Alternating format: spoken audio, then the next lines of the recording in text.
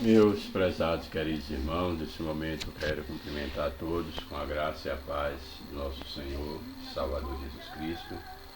Eu dou graças ao Senhor por mais uma oportunidade que Ele me concede de poder voltar a comunicar com cada um dos meus amados e queridos irmãos, meus distintos alunos, para poder postar o comentário de mais uma das nossas lições da CPAD. Hoje nós temos a lição de número 5, de 2 de fevereiro de 2025. A lição de hoje tem como título Jesus é Deus. Essa é uma lição muito importante, nós já temos tratado do assunto aí da Trindade. Nessa oportunidade nós teremos aqui o privilégio de estudar Jesus como sendo Deus. Pode parecer paradoxal como alguém pode ser totalmente humano e totalmente Deus, e a encarnação de Jesus, assim como a Trindade, é um dos mistérios da fé. Então, crer em Jesus como Deus é um mistério da fé, é um mistério revelado, Jesus encarnado, para poder trazer o homem de volta para si mesmo, de volta para Deus. Portanto, aí está o título da nossa lição, Jesus é Deus.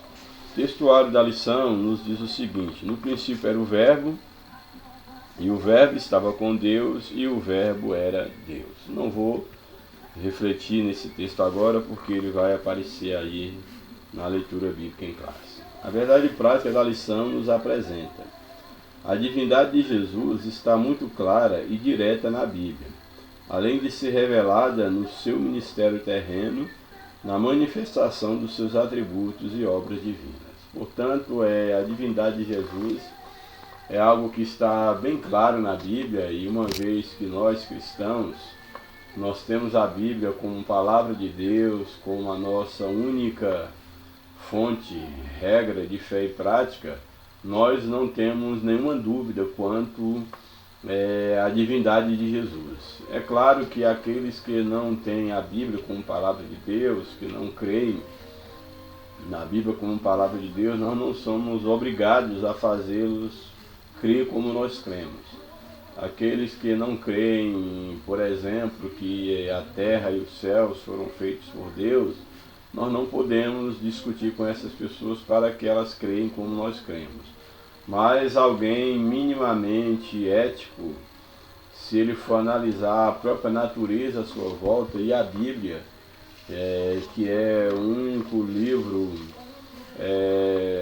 de uma religião, não gosto nem de chamar os seguidores de Cristo de religiosos, mas como comumente se chama, a Bíblia é o único livro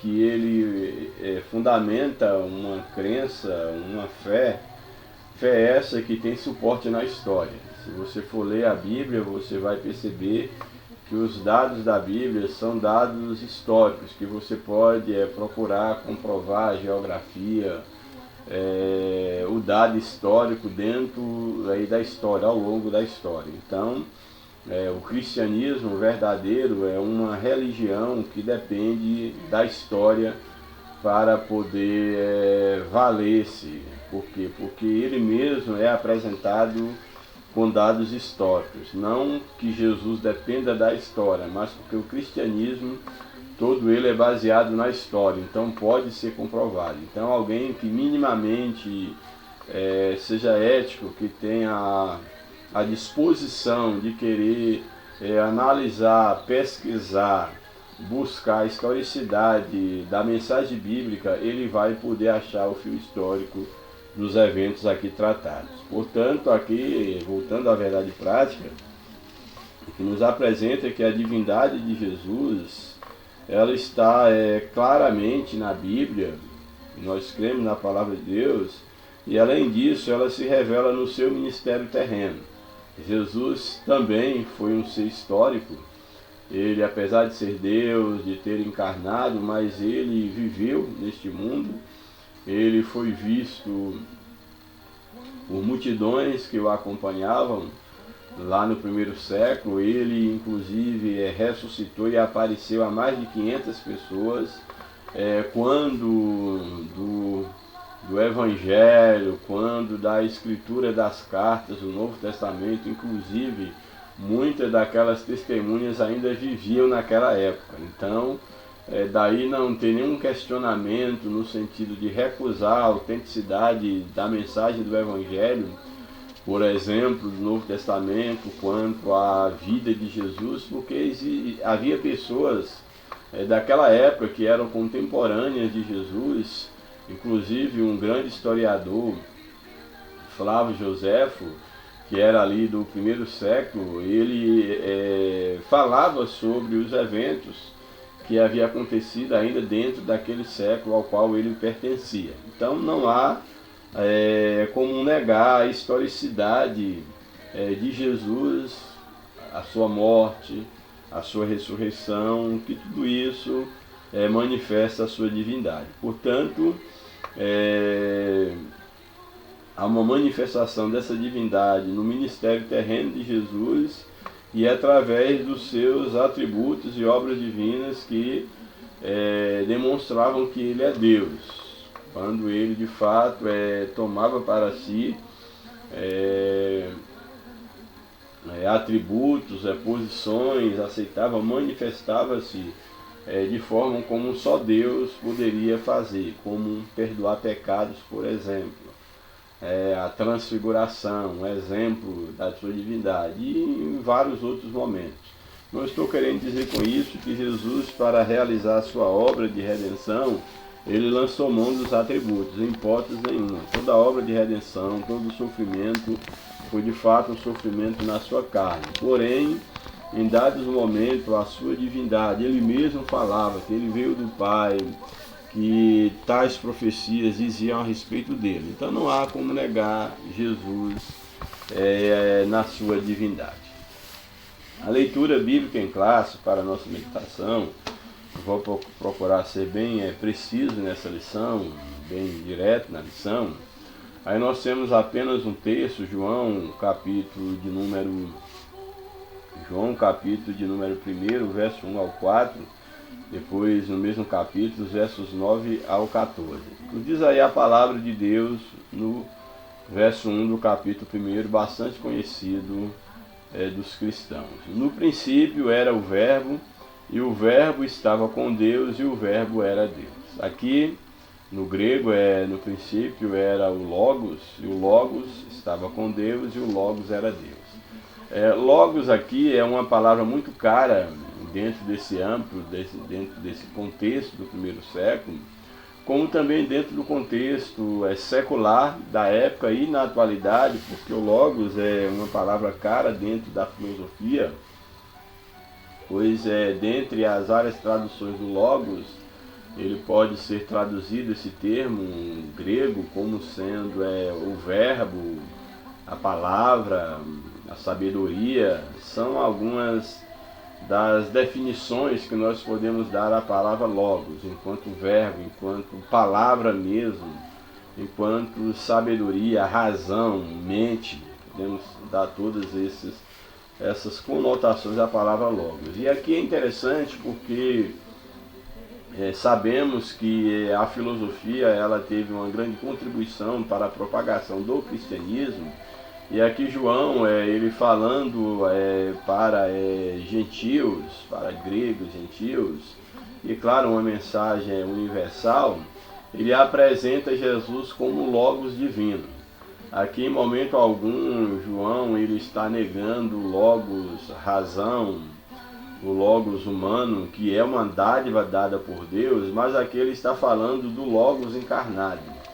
Eu sempre costumo afirmar que só existe duas instâncias para o conhecimento verdadeiro, que é o Logos humano, a razão, aquilo que é do campo da razão. Existe o Logos divino, que é aquilo que é do campo da fé. Então nós temos aqui, pela fé, nós cremos que Jesus é exatamente o Logos que se tornou carne, que se tornou homem. Então essa seria a expressão mais correta. Usando da linguagem da filosofia grega, nós temos que, assim como existe o Logos, razão humano, filosófico, nós temos também o Logos divino, que é aquele que nos faz acessar as verdades eternas, as verdades do mundo espiritual. Então há coisas que a razão dá conta e há coisas que há limites, que a razão não consegue dar conta. Daí a necessidade da fé, do Logos divino, da sabedoria divina, que é o próprio Deus encarnado na pessoa de Jesus Cristo. Portanto, no princípio, o princípio aqui fala no início de todas as coisas, no princípio era o Verbo, ou seja, no princípio de tudo, ele era o Verbo, era o Logos, e foi através do Logos que tudo foi criado. No princípio era o Logos, era o Verbo, e o Verbo estava com Deus, aqui mostrando uma referência a Jesus, que no princípio da criação de tudo, Jesus ele estava com Deus. E aí na sequência diz, e o Verbo era Deus, e Jesus era Deus. Então nós temos aqui, já falamos na lição passada, a dificuldade de entender pelo Logos humanos a Trindade, que está no campo do Logos divino, mas o que o texto está dizendo é que no princípio, antes que houvesse a criação de todas as coisas, e Jesus, no caso Cristo, não Jesus, já que isso é um nome humano, mas o Cristo, a divindade, ela já estava com Deus e ela era Deus. E aqui não se trata de três deuses, apenas um Deus, porém em três pessoas, e aqui fazendo um destaque para a pessoa do Filho.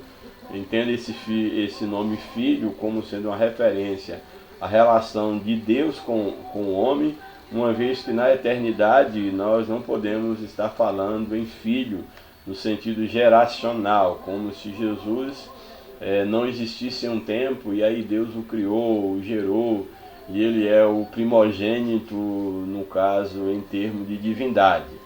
Jesus ele é o primogênito em termos da criação divina. Ele é o primogênito, o primeiro, o mais importante no tocante à criação divina, mas no tocante à eternidade, ele sempre existiu, porque ele é eterno, ele é Deus, louvado seja o nome do Senhor. Portanto, aí está esse texto clássico que abre o livro de João. No princípio era o Verbo, era o Logos, e o Verbo estava com Deus, e o Verbo era Deus. Verso 2, ele estava no princípio com Deus, mostrando que são pessoas distintas. Todas as coisas foram feitas por ele, por Jesus, e sem ele nada do que foi feito se fez. Ou seja, todas as coisas foram feitas por Deus. E como Jesus é Deus, também todas as coisas por ele foram feitas. Verso 4, nele, em Jesus, estava a vida era a luz dos homens. Ou seja, os homens receberam vida, mas essa vida eles receberam do próprio Jesus, que é Deus, que estava no princípio. Aí verso 9, ali estava a luz verdadeira. Aqui luz fala do saber, que tem ligação direta com a palavra, com o logos, com conhecimento, com luz, com discernimento, com a ideia da claridade, de enxergar o caminho. Fala de verdade. Então aqui está dizendo que nele, em Jesus, estava a vida que os homens receberam, e a vida era a luz dos homens. Então aqui vida, trazer a vida é o mesmo que trazer a luz. Então nele, em Jesus, estava a vida, ele é a fonte da vida, e essa vida é a luz, é que traz o homem à existência, à realidade, ao conhecimento. Verso 9. Ali estava a luz verdadeira, ou seja, o verdadeiro saber, o verdadeiro conhecimento estava nele, ou ele era o verdadeiro conhecimento. Ali estava a luz verdadeira que alumia todo homem que vem ao mundo, ou seja, todo homem que vem ao mundo, o homem como sendo esse ser destacado dentre as demais criaturas, como um ser de razão, um ser de cultura, um ser de religião, um ser de moral, de conhecimento do bem e do mal. Tudo isso fala da luz, do conhecimento que tem no homem. E esse conhecimento, ele é baseado, ele é recebido exatamente, ele emana da verdadeira luz que é Cristo.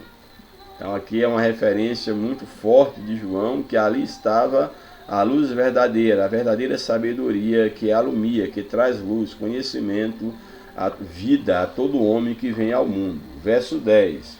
Estava no mundo, Jesus estava no mundo, aqui fala da sua encarnação, ele estava no mundo, porém o mundo foi feito por ele. É bem interessante. Jesus estava no mundo, mas ele não era uma criatura do mundo, mas ele era o autor, ele havia feito o próprio mundo. Mas agora encarnado, ele, Deus em Cristo, rebaixa para comunicar-se com a humanidade, a ponto de se tornar, no caso, um ser criado, o primogênito de Deus, da criação, mas ele em momento algum deixou de ser Deus. Então ele estava no mundo criado por ele, ele se tornou aí a primeira criatura enquanto se torna homem, porém estando no mundo que ele mesmo havia criado. Esse é um grande mistério. Então estava no mundo, o mundo foi feito por ele e o mundo não o conheceu. Então ele era o criador do mundo, ele se tornou homem, estava no mundo, esse mundo foi feito por ele, porém a criação não conheceu o seu Criador, e aí ela o rejeitou, como o rejeita, muitos o rejeitam até o dia de hoje.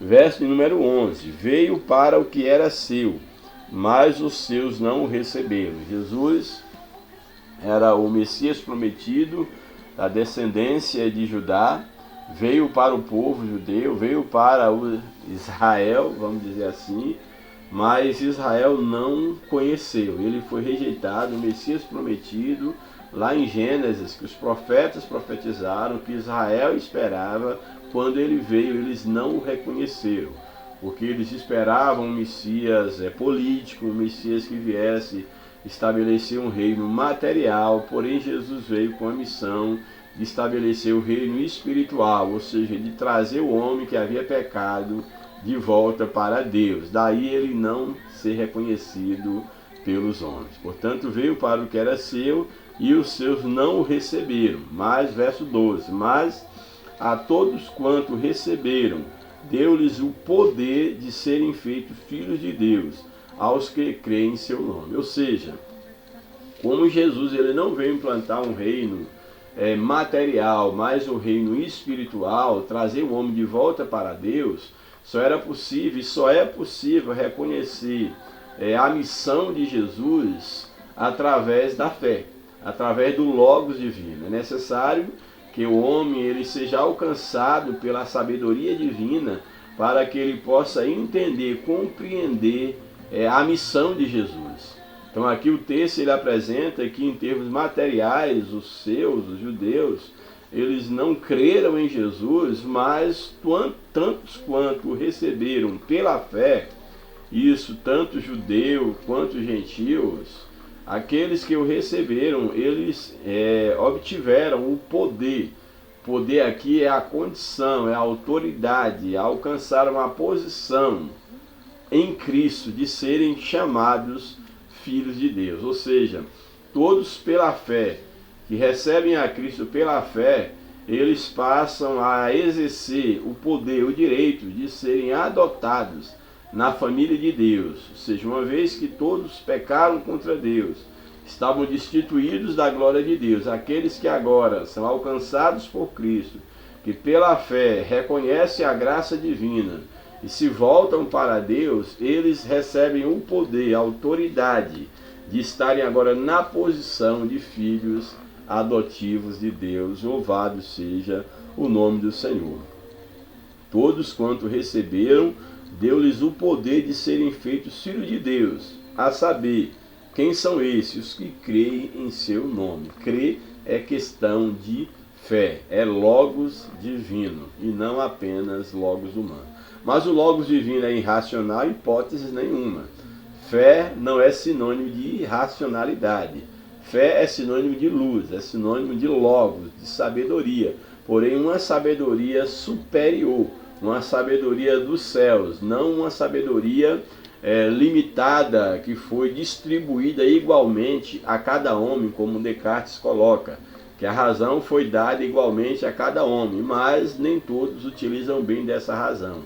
Então, esse logos, essa razão divina é uma razão superior, é uma razão perfeita, que aqueles que são alcançados por ela, eles conseguem ver no mundo espiritual e obterem o acesso a Deus, se tornando filhos de Deus por meio da fé e da graça manifestada, materializada através de Jesus Cristo. Os quais, esses que creem, não nasceram do sangue, ou seja, não é pela via humana, porque o carne e sangue não é do reino dos céus, ou seja, nossos méritos, qualquer coisa que você fizer pensando que te dá condição de herdar o reino dos céus, você está enganado, porque tudo aquilo que representa carne e sangue, ou seja, tudo aquilo que representa a matéria, a obra humana, o esforço humano, até mesmo a religião humana, ou fazer alguma obra pensando comprar Deus, nada disso agrada a Deus.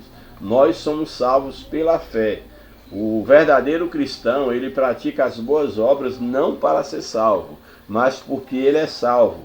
Como não pode de uma boa fonte jorrar água ruim, as boas obras são consequências de alguém que vive com Deus. E não devemos fazer o contrário, fazer boas obras aos olhos dos homens, pensando que através dessas obras nós seremos salvos, porque nenhuma obra será boa o suficiente para comprar a graça de Deus. Mas aqueles que são verdadeiramente salvos, eles não têm como esconder a sua identidade, não têm como não manifestar obras de justiça que glorifiquem ao Deus ao qual elas passam a servir. Portanto, esses que obtiveram a salvação, que creram pela fé, se tornaram filhos de Deus, eles não nasceram da carne, não nasceram da vontade da carne, nem da vontade do varão, mas eles nasceram da vontade de Deus, ou seja, receberam um novo nascimento através de Cristo, através do sacrifício da obra redentiva de Cristo Jesus. Louvado seja o nome do Senhor para sempre.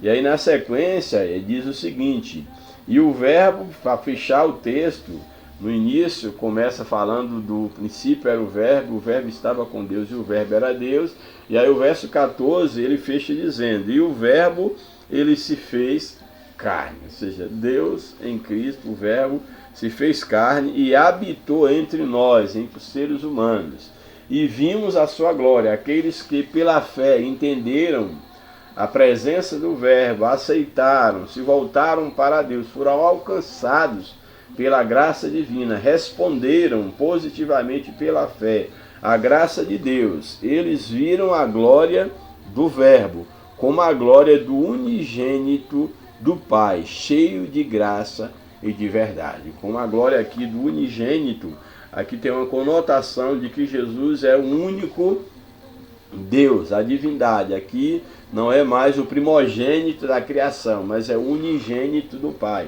A ideia aqui de unigênito, aqui tem a ver com a unidade de Deus, com a triunidade de Deus. Jesus como único do Pai, ou seja, Jesus como sendo o único Deus ao lado do Pai e ao lado da Trindade, que será e é revelada em outras etapas, como nós já vimos inclusive na lição passada. Mas Jesus é o único Deus nesse sentido, unigênito do Pai, o único Deus aqui na terra, encarnado, mas o único ser que aqui encarnado, mas que estava e é Deus desde o princípio. Louvado seja o nome do Senhor. Bem, essa foi a leitura bíblica em classe. Nós vamos agora para o comentário da lição, a introdução. O apóstolo João, como judeu monoteísta, instruído na sinagoga, não estava apresentando um novo Deus, mas colocando o verbo dentro da divindade dos seus antepassados. O apóstolo não admitia em hipótese alguma outra divindade, senão só e somente só o Deus Yahvé de Israel, Yahvé. Por isso, no prólogo do Evangelho, ele descreve o verbo com os atributos da deidade, aquele que mais se destacam no seu relato do começo ao fim. Então aqui João, ele não está apresentando um novo Deus, mas simplesmente colocando Jesus dentro da divindade, apresentando Jesus como parte da divindade. Ele, João, era monoteísta, como o cristianismo, a religião monoteísta, e aqui ele não está apresentando mais um Deus, mas simplesmente ele está reivindicando o lugar de Jesus enquanto Deus, enquanto participante da Trindade, enquanto a natureza divina hipostática de Cristo, que era homem, mas era totalmente Deus. Primeiro tópico da lição, a doutrina bíblica da divindade de Jesus. Primeiro subtópico, Jesus é Deus. Cremos plenamente nisso. O Novo Testamento é direto quanto à natureza divina de Jesus.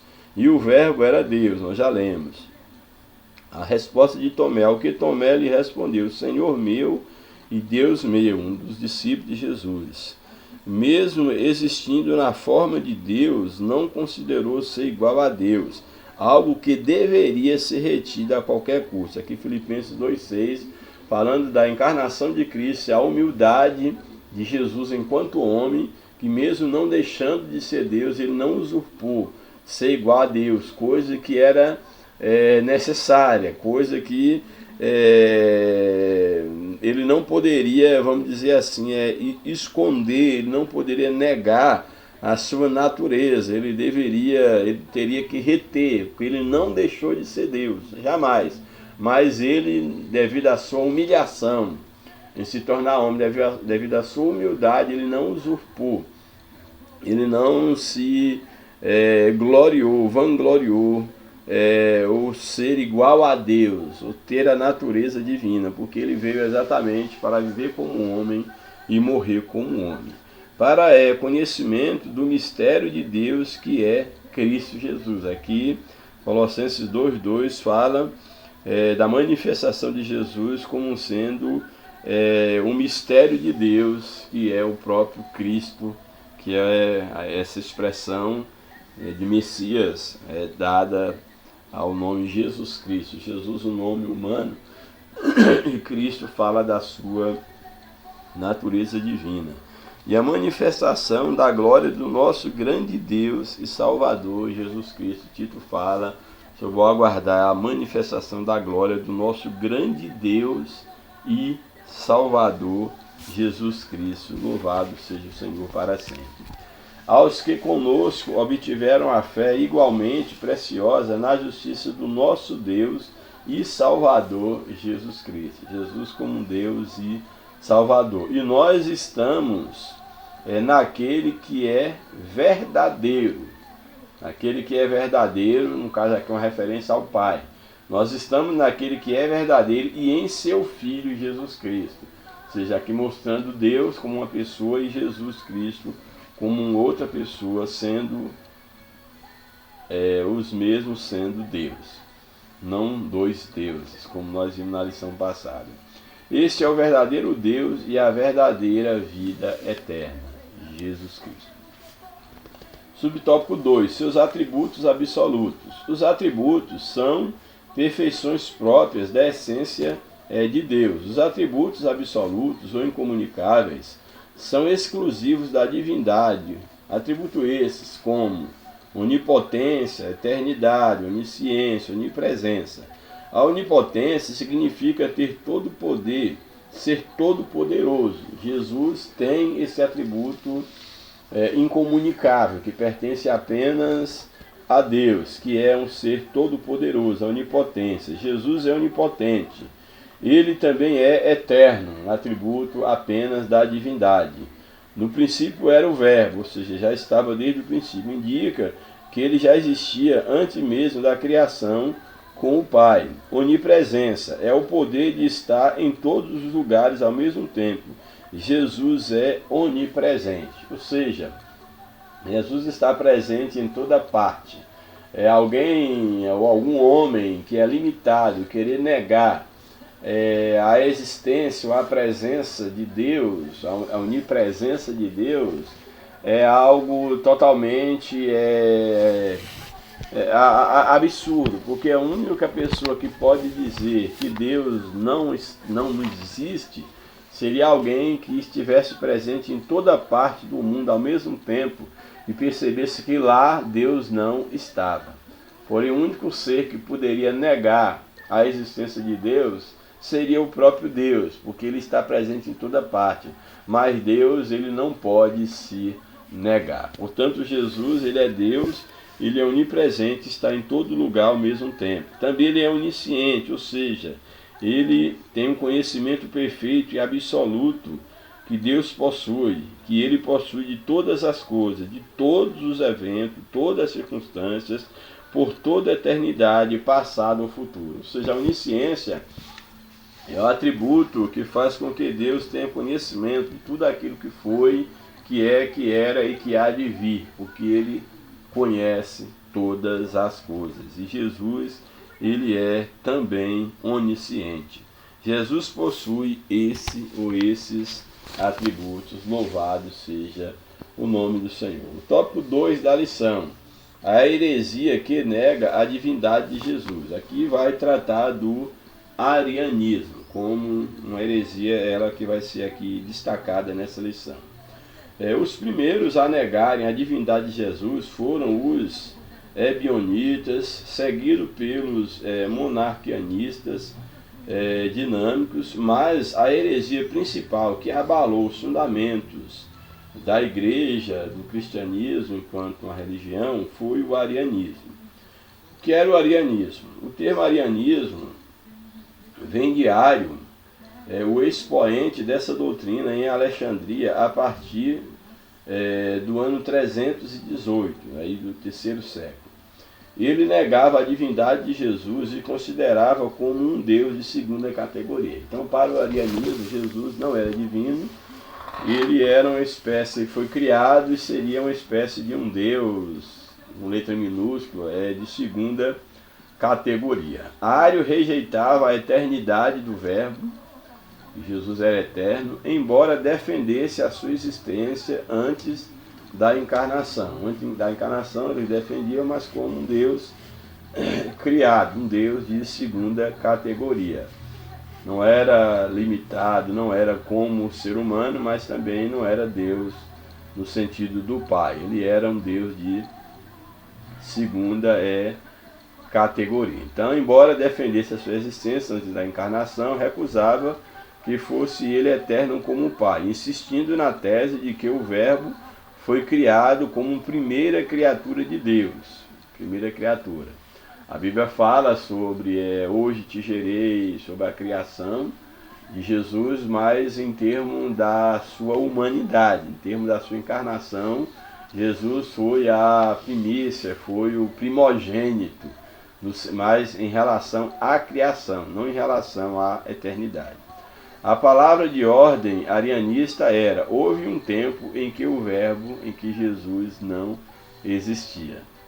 E infelizmente, essa é uma ideia que ainda está presente na mente de muitos crentes. Muitos teólogos ainda têm essa ideia pelo fato de que Jesus, tu és meu filho amado, hoje te criei, ele é a primícia da criação. Muitos ainda estão enganchados nisso, achando que de fato Jesus, houve um tempo em que Jesus, no caso Cristo, não Jesus que é um homem humano, mas houve um tempo em que Cristo não existiu. Então essa é uma ideia arianista, certo? É uma ideia, vamos dizer assim, dessa seita, uma ideia herética. Então a gente tem que ter cuidado quanto a isso. Quais eram as explicações do arianismo? Ario e seus seguidores pinçavam as escrituras aqui e acolá em busca de algumas passagens bíblicas para dar sustentação às suas crenças. Segue algumas delas, as quais as mais emblemáticas. Por exemplo, o Senhor me criou no princípio dos seus caminhos.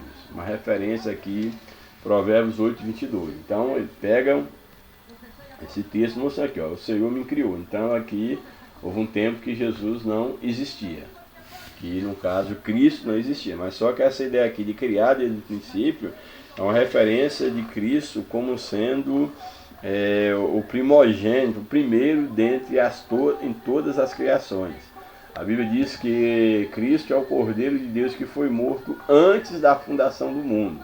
Então Deus já havia providenciado o sacrifício, o resgate para a humanidade, criando nesse sentido Cristo, mesmo antes que o mundo existisse. Então é nesse sentido que Jesus foi criado, para o relacionamento salvífico com o homem, com a humanidade.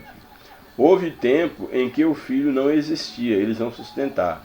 Outra passagem favorita era: e a vida eterna é esta, que conheçam a ti só, por único Deus verdadeiro, e a Jesus a quem enviaste. Com isso, ignoravam todo o pensamento bíblico que defende a eternidade e a deidade de Cristo. Eles entendem esses textos como sendo o início da existência de Cristo, como se ele, em algum tempo, ele não existisse como um Deus. Terceiro subtópico: como solucionar a controvérsia. A tradução criou de Provérbios 8:22, que nós lemos: o Senhor me criou no princípio dos seus caminhos. Essa expressão criou de Provérbios 8:22, na Septuaginta, ela é opcional, pois o verbo hebraico nessa passagem é canã, que é obter, adquirir, criar. Mas o sentido de criar, para trazer a existência, a existência, algo do nada, é o verbo bará, e não o caná. Como em Gênesis 1, que fala da ideia de trazer a existência. Isso seria o sentido de criar, trazer a existência, e não obter, adquirir, como lá a expressão caná. O texto de Colossenses 1,15 diz que Jesus, ele é o primogênito de toda a criação, e não o primogênito de Deus. Então Jesus, ele é o primogênito da criação, no sentido da criação, daquilo que foi criado por Deus, e não no sentido do primogênito de Deus, ou seja, Deus criou Jesus no sentido de que houve um tempo que Jesus não existiu. Jesus é o primogênito da criação e não o primogênito de Deus, no sentido de que foi um Deus criado por Deus. Isso não tem base bíblica. Sei que é meio complexo, mas é o que a Bíblia nos apresenta dentro de um contexto bíblico maior. Isso fica bem mais esclarecido. A palavra prototokos, primogênito, primeiro, chefe, foi usada pelos escritores sagrados com o sentido de importância, prioridade, posição, primazia, preeminência em relação à criação. Ou seja, Jesus encarnado tem a primazia na criação. Isso do Jesus encarnado. É a imagem do Deus invisível, porque é Deus. Conhecer a Deus é o mesmo que conhecer a Cristo, em virtude da unidade de natureza do Pai e do Filho. Então, a ideia do primogênito de Deus fala exatamente da ideia da preeminência quanto à criação divina. Mas Jesus, enquanto Cristo, enquanto Deus, ele tem a mesma natureza de Deus. Portanto, conhecer Jesus é conhecer Deus. Louvado seja o nome do Senhor para sempre. E por fim, o tópico 3 da lição: implicações do arianismo na atualidade. Primeiro subtópico: a tradução do Novo Mundo, da Bíblia Novo Mundo, que é a Bíblia usada pela Testemunha de Jeová. Inclusive eu tenho uma Bíblia. Elas não colocam Jesus como Deus, o Espírito Santo é uma força ativa. Então há uma negação da Trindade. E isso é uma deturpação da palavra de Deus, portanto, uma heresia e das pesadas, que deve ser rejeitada. A tradução do Novo Mundo. A exemplo do arianismo, há um movimento religioso que usa a Bíblia fora do contexto por meio de uma versão exclusiva das Escrituras denominada de tradução do Novo Mundo. Trata-se de uma versão tendenciosa. Veja alguns exemplos de suas falsificações. E a palavra era um Deus. Que, falando do verbo lá de João, diz que a palavra era um Deus. A Bíblia não fala isso, que a palavra era um Deus. Que o verbo era um Deus. Diz que o verbo era Deus e não um Deus. Então aqui é uma falsificação da palavra, propositalmente, ideia arianista. E a palavra era um Deus, Deus com D minúsculo, visto que o termo correto e a palavra era Deus com letra maiúscula, e não um Deus. Então aqui há um erro gravíssimo. O texto sagrado declara: grande Deus e nosso Senhor Jesus Cristo.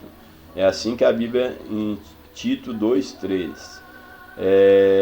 Grande Deus e nosso Senhor Jesus Cristo. Nosso Deus, segundo Pedro 1, nosso Deus e Salvador Jesus Cristo. Essas passagens falam textualmente que Jesus é Deus. Entretanto, a tradução Novo Mundo diz: do grande Deus e do nosso Salvador.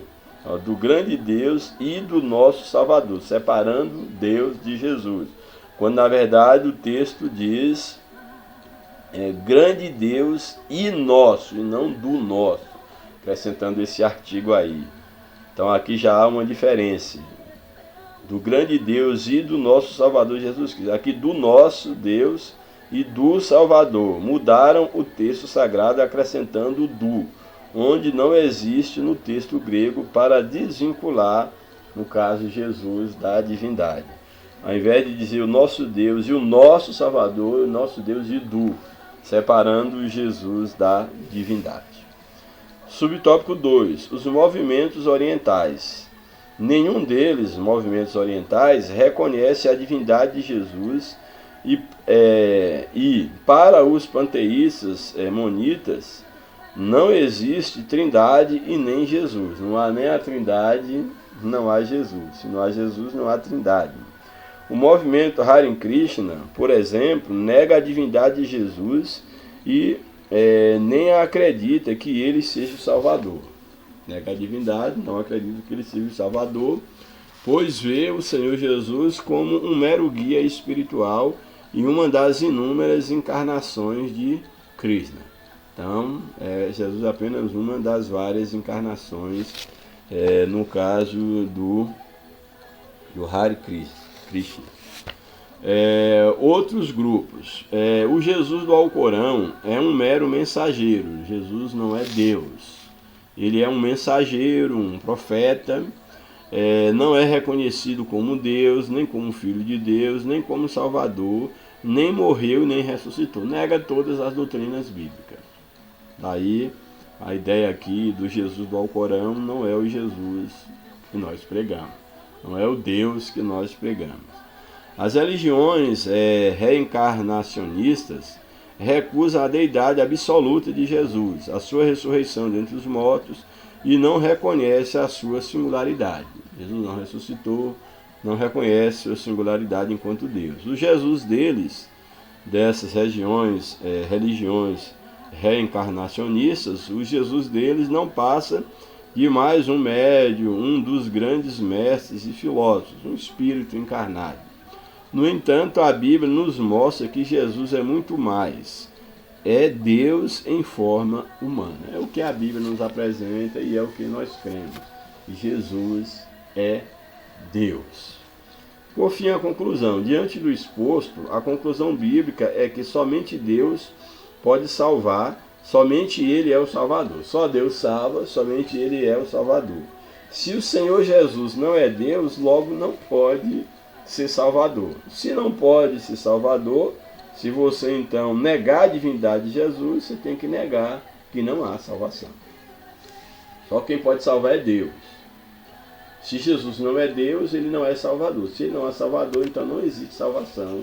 Todos nós estamos perdidos. Portanto, Jesus é Deus. Que Deus nos abençoe, que o Senhor possa falar fortemente ao teu coração e que você, pela fé, você possa ter o conhecimento de Jesus enquanto Deus, que Ele possa nascer no teu coração e que você possa se tornar uma nova criatura. Que Deus nos abençoe, graça e paz, oreis por nós, que Deus abençoe você e sua família e que você busque ao Senhor enquanto se pode achar.